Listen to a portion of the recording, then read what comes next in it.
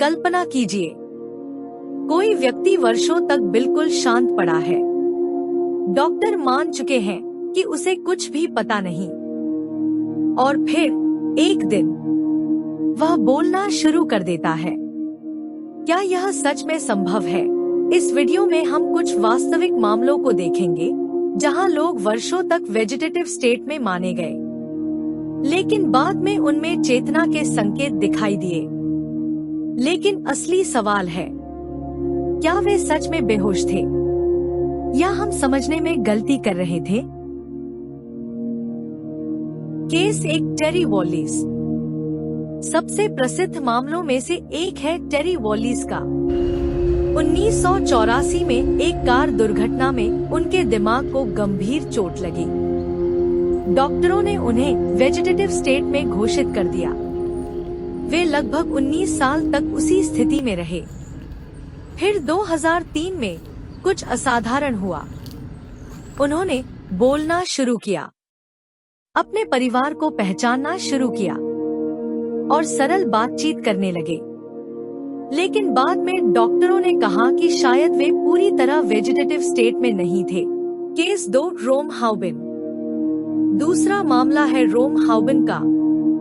उन्हें 23 साल तक वेजिटेटिव स्टेट में माना गया। बाद में ब्रेन स्कैन से संकेत मिले कि उनमें चेतना हो सकती है।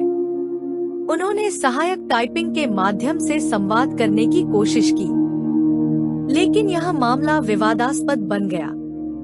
कई वैज्ञानिकों ने कहा कि यह संवाद पद्धति पूरी तरह विश्वसनीय नहीं थी। फिर भी इसने एक बड़ा सवाल खड़ा किया, क्या हम कई मामलों में गलत निदान कर रहे हैं? Case 3, Martin Pistorius. Martin Pistorius का मामला तो और भी चौंकाने वाला है। 12 साल की उम्र में उन्हें एक गंभीर बीमारी हुई। डॉक्टरों ने मान लिया कि वे वेजिटेटिव स्टेट में हैं।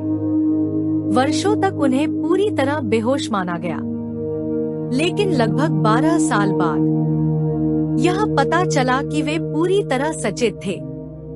उन्हें लॉक्ड इन सिंड्रोम था।